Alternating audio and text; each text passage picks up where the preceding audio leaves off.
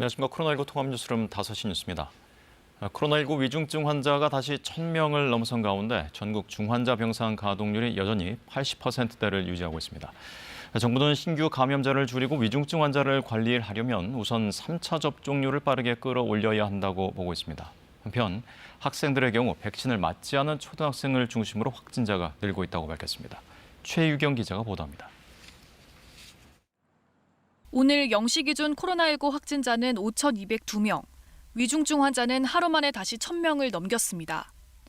전국 중환자 병상 가동률은 이틀째 80%를 넘어섰고 수도권은 90%에 가까운 수준으로 이미 한계를 드러내고 있습니다.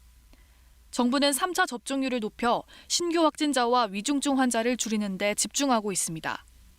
이제 국민 4명 중 1명 가까이는 3차 접종을 마쳤고 60살 이상 고령층으로만 좁혀보면 접종률은 60%에 달합니다. 지금의 추세대로 3차 접종률이 높아지면 코로나의 위험성을 줄이면서 의료 대응 여력을 높이는 데도 크게 기여할 것으로 기대합니다. 청소년의 경우에도 접종 효과는 뚜렷하게 나타났습니다. 접종이 진행 중인 중학생은 소폭이지만 감염률이 떨어졌는데 백신을 맞지 않은 초등학생은 2주 새 2배 가까이 확진자가 늘었습니다.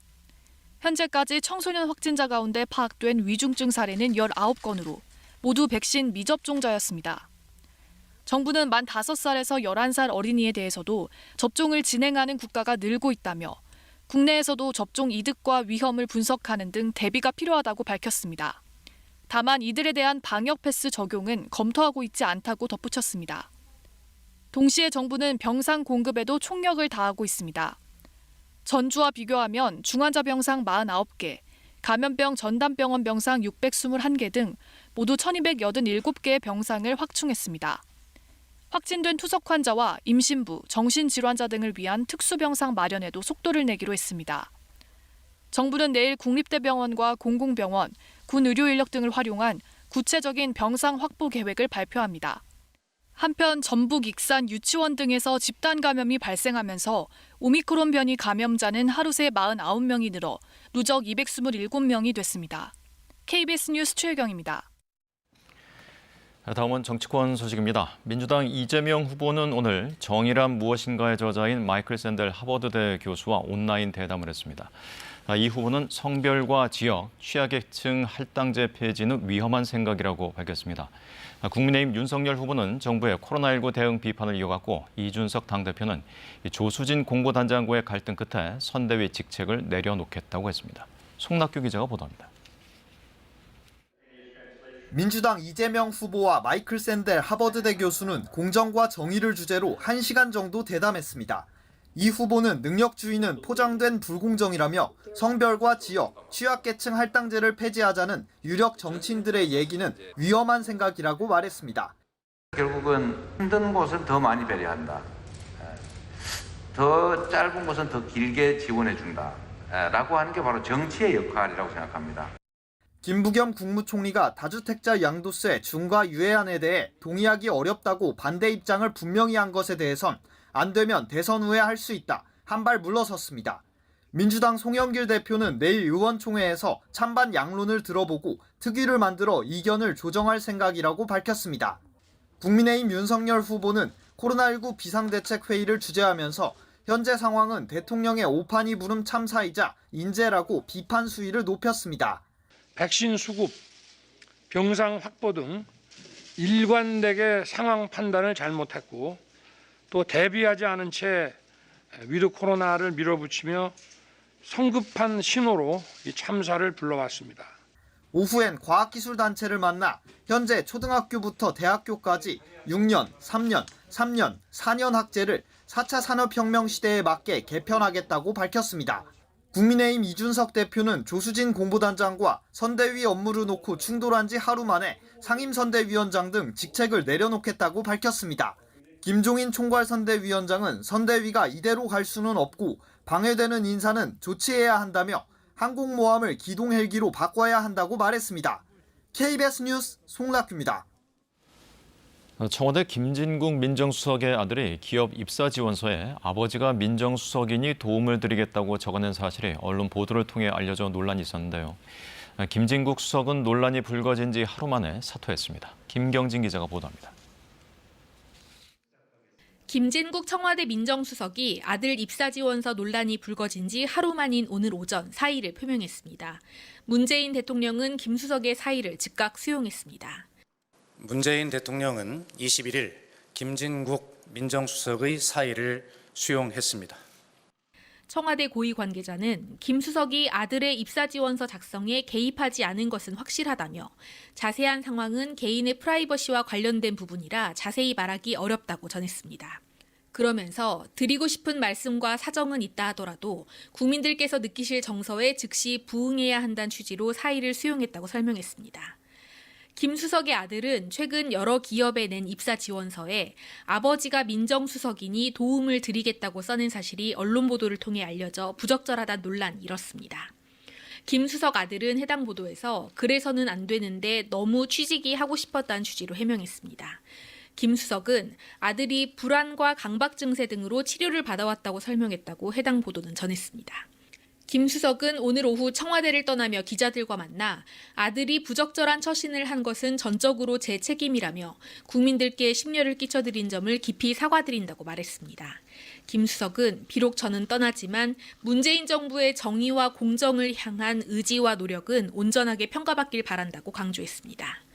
오늘 사퇴로 김 수석은 지난 3월 임명된 지 9개월 만에 청와대를 떠나게 됐습니다. KBS 뉴스 김경진입니다. 평창 동계올림픽 당시 대표팀 코치와 동료를 비방한 사실이 알려진 쇼트트랙 국가대표 심석희 선수에 대해 대한빙상경기연맹이 스포츠 공정위원회를 열고 징계 여부와 수위를 논의하고 있습니다. 징계 수위에 따라 심 선수의 내년 베이징 동계올림픽 출전 여부가 결정됩니다. 김환수 기자입니다. 빙상경기연맹 스포츠 공정위원회에 출석한 심석희는 고개를 숙였습니다. 사실대로 성실히 임하고 오겠습니다. 오늘 오후 3시쯤 시작된 스포츠 공정위원회는 지난 평창 동계올림픽 당시 심석희가 대표팀 코치와 동료를 비난했다는 모바일 메신저 건을 다루고 있습니다. 공정위는 국가대표 선발 및 운영 규정 가운데 성실 의무 및 품위 유지 조항에 따라 징계 여부와 수위를 결정합니다. 심석희가 오늘 자격정지 2개월 이상의 징계를 받게 되면 베이징 올림픽 출전 자격을 잃습니다. 내년 1월 24일인 쇼트트랙 대표팀 최종 명단 제출 기한을 넘기기 때문입니다. 그러나 이 경우도 다음 달 대한체육회에 재심을 청구하거나 법원에 효력정지 가처분 신청을 통해 구제를 신청할 수 있는 가능성은 남아 있습니다. KBS 뉴스 김환수입니다. 지난해 육아휴직을 한 부모가 10년 전의 2배 수준인 17만 명으로 집계됐습니다. 특히 아버지 육아휴직자 비중이 처음으로 20%를 넘어섰습니다. 박예원 기자입니다. 통계청이 발표한 2020년 육아휴직 통계를 보면 지난해 육아휴직을 시작한 사람은 16만 9,300여 명입니다. 1년 전보다 3.7% 늘었고 7만 3천 명 정도던 2010년과 비교하면 2배를 넘어섰습니다. 특히 아버지 육아휴직자가 3만 8천여 명으로 전체의 22.7%를 차지했습니다. 통계 작성 이후 아버지 비중이 20%를 넘어선 건 이번이 처음입니다. 지난해 출생아 부모만 놓고 보면 육아휴직을 사용한 사람은 1년 전보다 4% 줄어든 7만 3,100여 명입니다. 출생아 수가 감소한 영향입니다. 하지만 출생아 100명당 육아휴직자 수는 1년 전보다 1.6명 증가해 26.8명이 됐습니다. 또 아버지 육아휴직자는 출생아 수 감소에도 7.4% 증가했습니다. 통계청은 부부가 모두 육아휴직을 할 때 두 번째 육아휴직을 하는 사람에 대한 급여를 올린 영향으로 아버지 육아휴직자가 늘었다고 설명했습니다. 또 코로나19 영향도 일부 있었던 것으로 분석했습니다. 전체 육아휴직자 가운데 63.5%가 300명 이상 기업 소속으로 여전히 큰 사업장에서 육아휴직 쓰기가 수월한 것으로 나타났습니다. 다만 300명 이상 기업이 차지하는 비중은 1년 전보다 1.6%포인트 감소했습니다. 한 자녀 부모의 74.4%가 자녀가 만 0세 때 육아휴직을 썼고 10.3%는 만 6세 때 육아휴직을 했습니다. 육아휴직을 한 번 이상 나누어 사용하는 비중은 18.5%였습니다. KBS 뉴스 박예원입니다. 최근 방역 조치 강화로 피해가 예상되는 소상공인들에게 100만 원씩 지원되는 방역 지원금이 오는 27일부터 지급됩니다. 중소벤처기업부는 오늘 소상공인 방역 지원금을 오는 27일부터 1차로 지급할 예정이라고 밝혔습니다. 앞서 정부는 지난주부터 강화된 방역 조치로 연말 매출에 타격이 예상되는 소상공인과 소기업 320만 곳에 100만 원씩을 지급하기로 했는데 27일부터 시작되는 1차 지급 대상은 영업시간 제한을 받고 있는 업장입니다. 미국에서는 추가 백신 접종까지 마친 주지사와 하원 의장 등 주요 정치인들의 확진 소식이 잇따르고 있습니다. 다만 추가 접종까지 마쳤을 경우 항체가 크게 증가했다는 실제 연구 결과도 나왔습니다. 이런 가운데 미국 수도 워싱턴 DC도 확진자가 크게 늘면서 비상사태를 선포했습니다. 보도에 김기현 특파원입니다. 크리스마스 연휴를 앞두고 미국 주요 도시마다 코로나19 검사를 기다리는 줄이 길어지고 있습니다. 가족을 만나기 전 스스로 건강 상태를 확인하기 위해서인데 이들은 한 목소리로 오미크론 변이 확산을 피부로 느낀다고 말합니다. I'm supposed to go home to Florida tomorrow, and a bunch of people are testing positive. I work at a gym, so we wear masks. Everyone else doesn't. 미국 정치권에선 실제 한국 사위로 불리는 레리 호건 메릴랜드 주지사가 코로나19 양성 판정을 받았고 엘리자베스 워런, 코리 부커 등 상원 의원들 역시 잇따라 감염되고 있습니다. 모두들 백신 추가 접종까지 마친 이른바 돌파 감염 사례인데 미국 내 거의 모든 주로 확산된 오미크론 변이에 따른 영향으로 추정됩니다. 이와 관련해 미국 백신 생산 기업 모더나는 자신들이 코로나19 백신을 추가로 접종했을 경우 오미크론 변이에 대응하는 중화 항체가 37배 정도 증가한다는 연구 결과를 내놨습니다. 2회 접종 이후 추가 접종까지 마친 이들 가운데 20명의 혈청을 분석한 자체 연구 결과입니다. The difference between a vaccinated and boosted person who has an infection and someone who has an infection who's never been vaccinated, a major difference with regard to the risk of severity. 이런 가운데 미국 전문가들 사이에선 오미크론 변이의 강한 전파력으로 볼 때 현재 12만 명 수준인 하루 평균 확진자가 연말까지 최고 40만 명 수준으로 폭증할 수 있다는 우려도 나오고 있습니다. 미국 수도 워싱턴 DC도 확진자가 급증하면서 비상사태를 선포하고 실내 마스크 착용과 추가 백신 접종을 독려하는 등 방역의 고삐를 다시 바짝 쥐고 있습니다. 워싱턴에서 KBS 뉴스 김기현입니다. 강화된 방역 수칙에 따라 미접종자는 식당이나 카페 이용에 많은 제약을 받게 됐습니다. 혼밥은 가능한데 미접종자라는 이유로 아예 출입을 못하는 식당들이 있어서 그 명단이 SNS에 올라오게 됐는데요. 이 방역 패스를 아예 돈을 주고 빌리겠다는 시도까지 나오는 등 방역 패스도 여기저기서 허점이 드러나고 있습니다. 정지주 기자의 보도입니다. 지난 18일부터 방역 수칙이 강화됐습니다. 식당과 카페 이용도 밤 9시까지만 가능하고요. 그리고 방역 패스 반드시 필요합니다. 백신 미접종자, 여기에는 2차 맞고 14일 지나지 않은 분도 포함이 되는데요. 48시간 이내 PCR 검사 음성 확인서가 없다면 혼자 식사, 그러니까 혼밥만 가능합니다. 이 두 분은 일행입니다만 각자 혼밥해야 합니다. 한 명이 1차만 접종한 상태여서인데요. 2차를 맞고 또 2주를 기다려야지 이제 뭔가를 할 수 있으니까 아무래도 좀 불편하죠, 사실상. 그나마 각자 혼밥이라도 할 수 있는 경우는 다행입니다. 온라인상에는 미접종이라는 이유로 혼밥조차 거절당했다는 얘기들이 올라오거든요. 미접종자에서 출입이 안 된다. PCR 음성 확인서가 있어도 격리 해제자 증명서도 안 받는다는 겁니다. 자, 이런 식당 미리 알아두면은 찾아갔다가 거절당하는 일 없을 거라면서요. 식당 리스트를 SNS 등에 공유하는 이런 움직임까지 일고 있습니다. 미접종한 분들 건강상의 이유 또 부작용 우려, 1차 접종 후 이상 증상 등의 다양한 이유로 백신 접종 완료를 못했는데 이런 상황 차별이라고 말하고 있습니다. 요즘 식당이나 카페들 손님들에게 맛있는 음식과 향기 좋은 차를 제공하는 것보다 방역 패스 확인에 더 애를 쓰고 있습니다. 그런데 이런 논란까지 겪다 보니 더 힘이 들다는데요. 방역당국은 감염병 예방법 조항으로 미접종자 거부 식당 등에 과태료를 부과하는 것은 불가능하다는 입장입니다. 음성 확인서가 없는 미접종자를 여러 명 받았을 때를 문제 삼는 조항이기 때문입니다. 대신 소비자 보호 규약 등 차별 문제로 해결을 해야 할 것 같다고 밝혔습니다. 자, 이런 가운데 방역 패스의 허점도 곳곳에서 드러나고 있습니다. 먼저 한 사람의 접종 증명을 두 사람이 이용 가능한 경우입니다. 카카오톡과 네이버 앱을 각각 이용해 인증하면 된다는데요. 접종 완료 후 14일이 경과되었습니다. 접종 완료 후 14일이 경과되었습니다. 심지어 한 사람이 QR코드를 한번 인증받고요. 새로 고침을 한 다음에 이 화면을 캡처하죠. 그 다음에 이 사진을 전송받은 사람도 인증받는데 문제가 없습니다. 안드로이드 전화에서는 카카오톡 QR코드의 경우 캡처 방지 기능이 있습니다만 네이버 앱의 QR코드는 캡처할 수가 있습니다. 그래서 네이버 측은 정부와 논의해 기술적 보완책을 마련하고 있다고 밝혔습니다.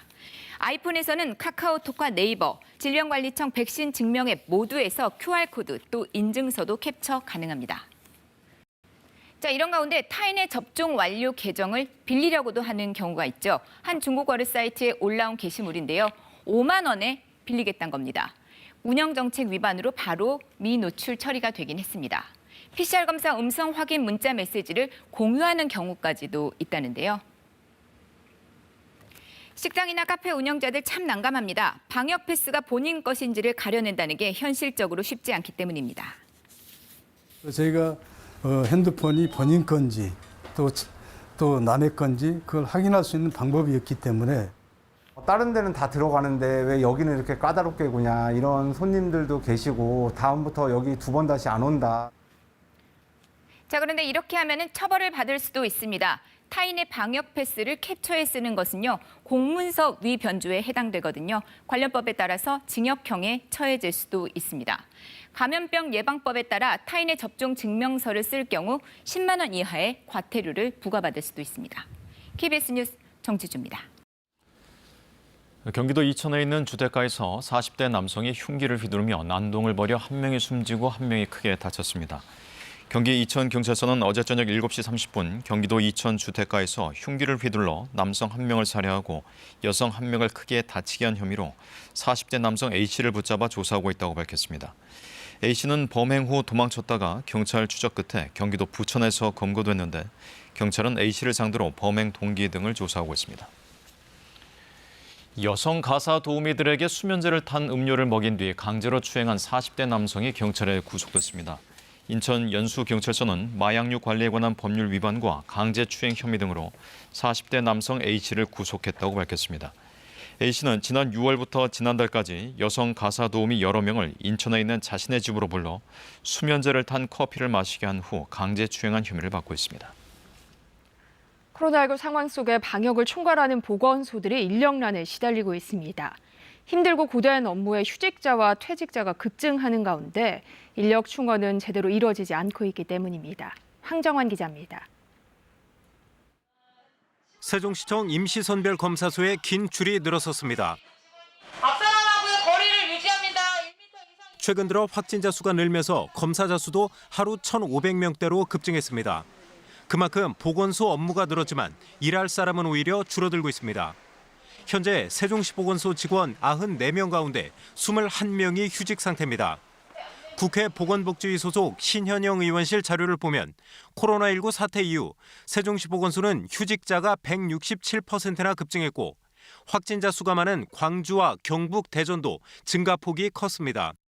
세종시 보건소의 경우 명예퇴직이나 의원 면직 등 정년 외의 사유로 그만둔 사람이 올해만 6명에 달해 퇴직자 증가율 역시 전국 최고 수준입니다. 휴직과 퇴직으로 27명이 자리를 비웠지만 인력 충원은 13명에 불과합니다. 보건 지소 운영이나 건강증진 대면 사업을 중단을 해서 그쪽의 인력들을 코로나 역학조사로 투입을 해서 대응하고 있습니다. 인력 부족 속에 보건소 직원의 월 평균 초과 근무 시간이 최고 130시간에 달하는 등 직원들의 피로도는 위험 수준입니다. 근무 환경 개선을 위해서는 우선 보건소 인력 확충이 필요하고요. 야간 근무나 아니면 주말 근무에 대한 적절한 보상과 함께 처우 개선이 필요합니다. 정부가 뒤늦게 전국 보건소에 2천여 명의 한시 인력 충원을 지원하기로 했지만 보건 인력 자체가 부족한 상황이어서 충원이 순조로울지는 의문입니다. KBS 뉴스 황정환입니다. 가을철 전국을 들썩이게 했던 요소 대란의 여파가 내년 농사까지 이어질 것으로 보입니다. 월동 채소를 비롯해 내년 농사를 준비 중인 농민들이 요소 비료 품귀 현상에 발을 동동 구르고 있습니다. 민소영 기자입니다. 지난 8월 씨를 뿌린 한 마늘밭입니다. 이맘때쯤 푸른 잎이 무성해야 하지만 크기가 정상 생육의 절반에도 미치지 못합니다. 한 달 넘게 요소 비료를 주지 못해 여물지 못한 겁니다. 못 자라다 보니까 밑에 잎은 다 말라 비틀어지고 영양 흡수가 안 되니까 위에도 지금 가늘고 뭐 상상도 못했죠. 비료 때문에 농사를 망친다리라고는 생각도 못했습니다. 인근 감귤밭 농가도 걱정은 마찬가지입니다.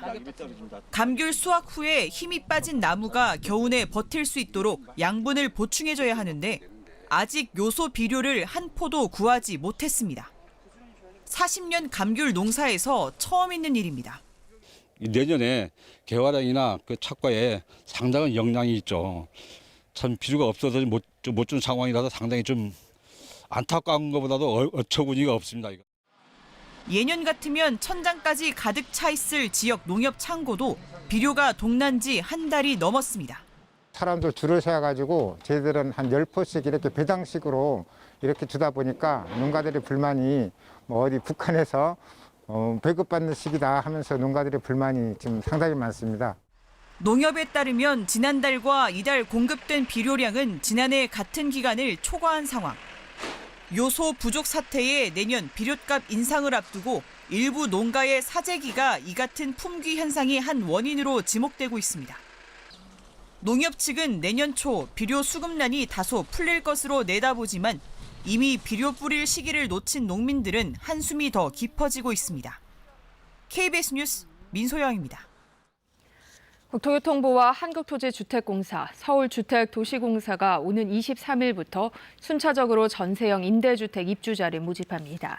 이번에 입주자를 모집하는 전세형 임대주택은 기존 공공임대 공실과 공공전세주택뿐만 아니라 신축 매입 임대를 전세형으로 전환한 유형까지 포함되는데 수도권 4,470가구 등 전국적으로 모두 6천여 가구입니다. 전세형 임대주택에는 시세의 80% 이하 임대료로 최장 6년간 거주할 수 있습니다. 내년 9월부터 휴대전화 한 대로 전화번호 2개를 쓸 수 있게 됩니다. 과학기술정보통신부는 오늘 이 같은 내용의 스마트폰 2심 도입 방안을 발표했습니다. 2심은 내장형 심카드로 이용자가 휴대전화에 꽂아서 쓰는 유심과 달리 휴대전화 출시 때부터 메인보드에 내장됩니다. 때문에 이용자가 휴대전화 단말기에 2심을 내려받으면 2심과 유심을 모두 활용할 수 있어 휴대전화 한 대로 전화번호 2개를 쓰는 것이 가능해집니다. 주로 제주에서 생산되는 아열대 기후작물인 레드향이 광양에서도 재배되고 있습니다. 올해부터 본격 출하되기 시작했는데 상품성이 좋아 농가 소득 향상에 도움을 줄 것으로 기대됩니다. 김정대 기자입니다. 어른 주먹만한 크기의 과실이 가지마다 탐스럽게 열렸습니다. 감귤보다 큼지막하고 붉은 빛깔이 선명한 레드향 품종입니다. 아열대 기후에서 자라 주로 제주에서 생산되고 있는데 광양시가 10년 가까이 농가 육성에 나서면서 광양산 레드향이 새롭게 탄생했습니다. 올해는 일조량도 좋고 온도 관리를 저희가 잘했죠. 저희 레드향이 다른 데보다는 좀 타 지역보다는 특별하게 맛이 있고 당도가 높고 과즙이 풍부하고 레드향은 다른 품종에 비해 빛깔과 향이 진하고 당도도 월등히 높은데요. 이곳 광양에서는 올해부터 본격적인 출하가 시작됐습니다. 기후와 일조량의 영향을 크게 받아 재배가 까다로운 작물이지만 연평균 15도의 온화한 기후에 풍부한 일조량이 더해지면서 평균 14브릭스의 고당도를 유지하며 출하가 가능해졌습니다. 광양시는 레드향뿐 아니라 천혜향과 한라봉, 애플망고 등 다양한 아열대 과수도 육성하고 있습니다. 현재 지역 내 13개 농가 2만여 제곱미터에서 재배가 이뤄지고 있습니다. 기후 온난화에 대응하기 위해서 새로운 소득 작물을 발굴을 할 필요성을 느꼈습니다. 그래서 아열대 과수에 대해서 지원을 하고 이렇게 육성을 하고 있는 중입니다.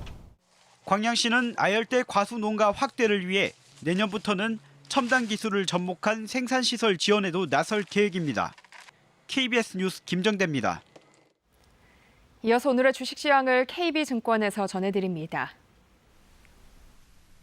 KB증권입니다. 오늘 국내 증시 양시장은 급락한 지 하루 만에 반등하며 오름세를 보였습니다. 코스피는 기관의 대량 매수에 2,970선을 회복했고 코스닥은 기관과 외국인의 사자에 올랐습니다. 오늘 코스피는 12.03포인트 상승한 2,975.03에 코스닥은 6.09포인트 오른 996.6에 마감됐습니다.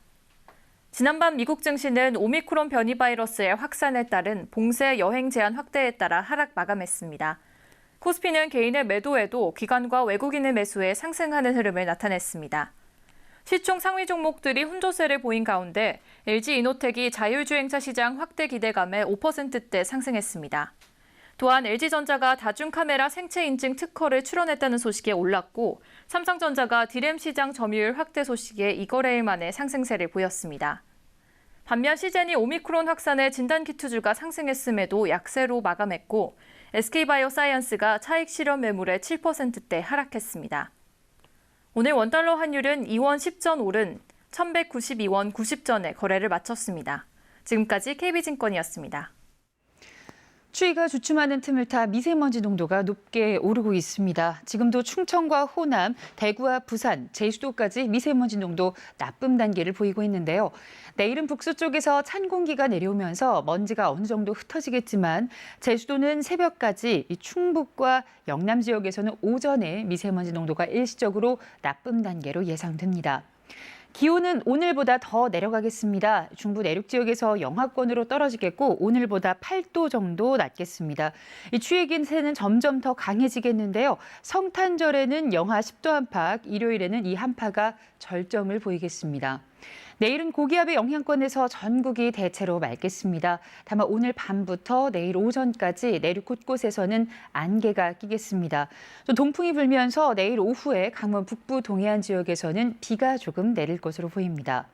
내일 아침 기온은 서울이 영하 3도, 청주, 광주 영하 2도, 대구 영하 1도 등으로 오늘보다 3도에서 8도가량 낮겠습니다. 낮 최고 기온 서울이 7도, 청주 8도, 광주 그리고 창원 12도 등으로 오늘보다 2도에서 4도가량 낮겠습니다. 바다의 물결은 동해상에서 높게 일겠습니다. 이 영동과 제주도는 금요일과 토요일에 비나 눈이 내릴 것으로 보입니다. 날씨였습니다. 코로나19 통합 뉴스룸은 7시 뉴스에서 이어집니다. 시청해주신 여러분 고맙습니다.